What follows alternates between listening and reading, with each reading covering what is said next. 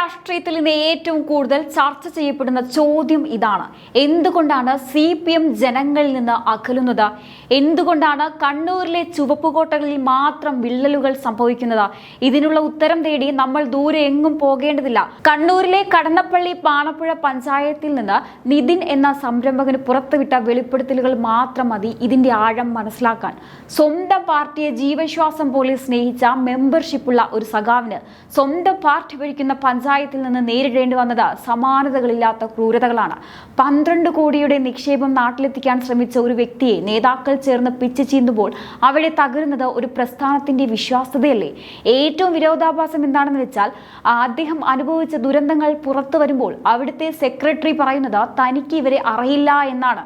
സ്വന്തം അണികളെ തിരിച്ചറിയാത്ത, അവരുടെ കണ്ണീര് കാണാത്ത നേതാക്കളാണ് ഇന്ന് ഈ പാർട്ടിയുടെ ശാപം.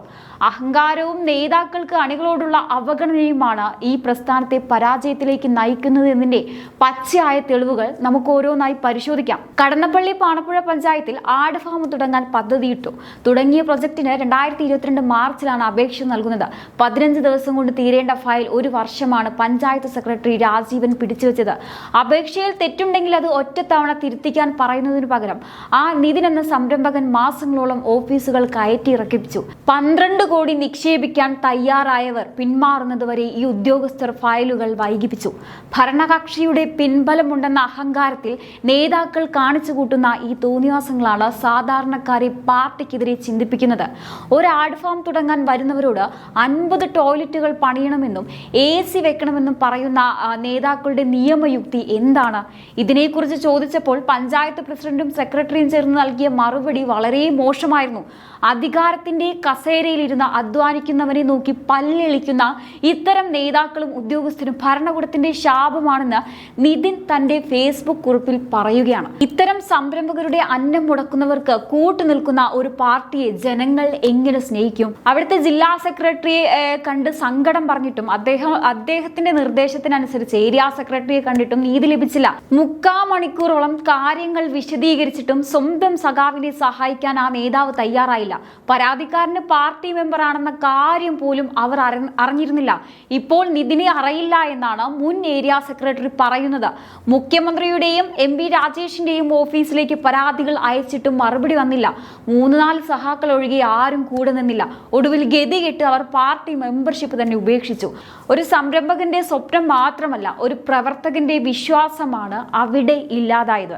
CPM നേരിടുന്ന ഇന്നത്തെ പരാജയങ്ങൾക്ക് ഉത്തരവാദി മറ്റാരുമല്ല, താഴെ തട്ടിലുള്ളവരുടെ വേദന കാണാത്ത ഇത്തരം നേതാക്കൾ തന്നെയാണ്. നമുക്ക് ശരിയാക്കാമെന്ന് പ്രസംഗിക്കുമ്പോഴും എല്ലാം നശിപ്പിക്കുന്ന ഈ ശൈലിയാണ് ജനങ്ങൾ വെറുക്കുന്നത്. തന്റെ അനുഭവം തുറന്നു പറഞ്ഞ ഈ നിതിൻ എന്ന സംരംഭകന്റെ ചോദ്യങ്ങൾക്ക് മുന്നിൽ പാർട്ടി നേതൃത്വം മറുപടി പറയേണ്ടി വരും. ഇനിയെങ്കിലും തെറ്റുകൾ തിരുത്താൻ ഇവർ തയ്യാറാകുമോ, അതോ അഹങ്കാരത്തിന്റെ ഈ പാതയിൽ തന്നെ തുടരുമോ? നമ്മൾ വെറും 12 കോടിയുടെ കാര്യം മാത്രമല്ല ഇവിടെ പറയുന്നത്. ഒരു സംരംഭം തുടങ്ങുമ്പോൾ അവിടെ എത്ര പേർക്ക് ജോലി കിട്ടുമായിരുന്നു, എത്ര കുടുംബങ്ങൾ പട്ടിണിയില്ലാതെ കഴിയുമായിരുന്നു. വിദേശ നിക്ഷേപകർ ഇങ്ങോട്ട് വരാൻ മടിക്കുന്നത് ഇത്തരം അനുഭവങ്ങൾ കൊണ്ടാണ്. ഈ പ്രൊജക്ട് തകർക്കപ്പെട്ടപ്പോൾ നഷ്ടം അവർക്ക് മാത്രമല്ല, ആ പഞ്ചായത്തിലെ സാധാരണക്കാരായ ഒരുപാട് ആളുകൾക്ക് ലഭിക്കുമായിരുന്ന തൊഴിലവസരങ്ങൾ കൂടിയാണ്. ഉദ്യോഗസ്ഥരുടെ അഹങ്കാരത്തിന് നാം നൽകേണ്ടി വരുന്നത് വലിയ വിലയാണ്. മുൻപൊക്കെ പാർട്ടിയിൽ എന്തെങ്കിലും പ്രശ്നമുണ്ടായാൽ അത് ഉള്ളിൽ തന്നെ ഒതുക്കി തീർക്കുന്ന ശൈലിയായിരുന്നു. എന്നാൽ ഇന്ന് കാലം മാറി.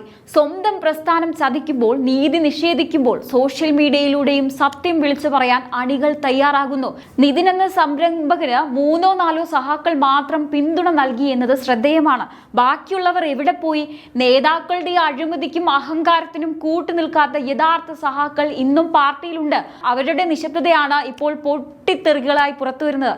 മുഖ്യമന്ത്രിക്കും തദ്ദേശ ഭരണ മന്ത്രിക്കും ഇമെയിൽ അയച്ചിട്ടും മറുപടി ലഭിച്ചില്ല എന്നത് ഗൗരവകരമായ കാര്യമാണ്. സാധാരണക്കാരുടെ പരാതികൾ പോലും വായിച്ചു നോക്കാൻ സമയമില്ലാത്തവരാണോ ഈ CPM-ലെ ഭരണാധികാരികൾ എന്ന് പറയുന്നത്? അതോ നേതാക്കളുടെ മുകളിൽ ആർക്കും നിയന്ത്രണമില്ലേ? സ്വന്തം പാർട്ടി മെമ്പർക്ക് പോലും നീതി ഉറപ്പാക്കാൻ കഴിയാത്ത ഒരു സംവിധാനം എങ്ങനെയാണ് പൊതുജനങ്ങൾക്ക് നീതി നൽകുക? ഭരണസിരാ കേന്ദ്രങ്ങളിൽ ഉദ്യോഗസ്ഥർ രാജാക്കന്മാരാകുമ്പോൾ ജനപ്രതിനിധികൾ വെറും കാഴ്ചക്കാരാകുന്നു. ഒരു പഞ്ചായത്ത് സെക്രട്ടറി ഒരു സംരംഭകനെ 1 വർഷം മുഴുവൻ വട്ടം കറക്കുമ്പോൾ ആ സെക്രട്ടറിയെ നിയന്ത്രിക്കാൻ പാർട്ടിക്കോ പഞ്ചായത്ത് പ്രസിഡന്റിനോ കഴിയുന്നില്ലെങ്കിൽ അത് ഭരണപരാജയമാണ് കാണിക്കുന്നത്. അഴിമതിക്കും അഹങ്കാരത്തിനും കൂട്ടുനിൽക്കുന്ന ഉദ്യോഗസ്ഥരെ സംരക്ഷിക്കുന്ന മാഫിയ ശൈലിയാണ് CPM താഴെത്തട്ടിൽ പയറ്റുന്നത്. ഇത് കേവലം കടന്നപ്പള്ളി പാണപ്പുഴ ഗ്രാമ ഗ്രാമപഞ്ചായത്തിലെ മാത്രം പ്രശ്നമല്ല.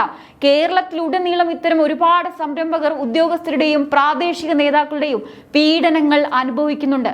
അവർക്കെല്ലാം വേണ്ടിയാണ് ഈ ശബ്ദം. അഴിമതിക്കെതിരെയും അഹങ്കാരത്തിനെതിരെയും വിട്ടുവീഴ്ചയില്ലാത്ത പോരാട്ടം നടത്തുമെന്ന് പറയുന്ന CPM നേതൃത്വത്തോട് ഒരു ചോദ്യം മാത്രം. നിങ്ങളുടെ അണികൾ തന്നെ തെരുവിൽ കരയുന്നത് നിങ്ങൾ കാണുന്നില്ലേ? അഹങ്കാരത്തിന്റെ ഈ കസേരകൾ ജനങ്ങൾ തട്ടിമാറ്റി കഴിഞ്ഞു. ഇനിയെങ്കിലും നിങ്ങൾ പരാജയത്തിന്റെ കാരണങ്ങൾ എന്താണെന്ന് മനസ്സിലാക്കാൻ ശ്രമിക്കുക. എന്തായാലും ഈ ഒരു വിഷയത്തെക്കുറിച്ചുള്ള നിങ്ങളുടെ അഭിപ്രായങ്ങൾ തീർച്ചയായിട്ടും കമന്റ് ബോക്സിൽ രേഖപ്പെടുത്തുക.